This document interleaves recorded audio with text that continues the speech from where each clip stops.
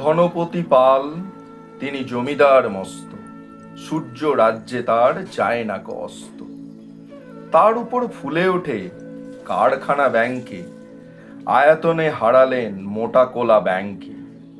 সবার হুজুর তিনি, সকলের কত, হাজার সেলাম পান দিনে গড় পতা, সদাই পাহারা দেয় বাইরে সিপাই তার। কাজ নেই তাই শুধু খাই খাই বাই তার। এটা খান সেটা খান সব লাগে বিদঘুটে, টান মেরে ফেলে দেন একটু খাবার খুঁটে। খাদ্যে অরুচি তার সব লাগে তিক্ত, খাওয়া ফেলে ধমকান শেষে অতিরিক্ত। দিনরাত চিৎকার, আরো বেশি টাকা চায়, আরো কিছু তহবিলে জমা হয়ে থাকা চায়। সব ভয়ে জড়সড়, রোগ বড় পাচানো না, খাওয়া ফেলে দিনরাত টাকা বলে চেঁচানো না।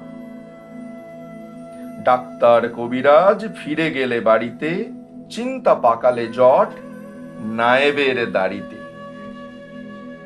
নায়েব অনেক ভেবে বলে হুজুরের প্রতি, কি খাদ্য চায়, কি সে খেতে উত্তম অতি।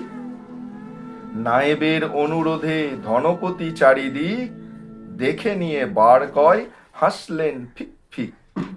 তারপর বললেন, বলা ভারী শক্ত, সবচেয়ে ভালো খেতে গরিবের রক্ত।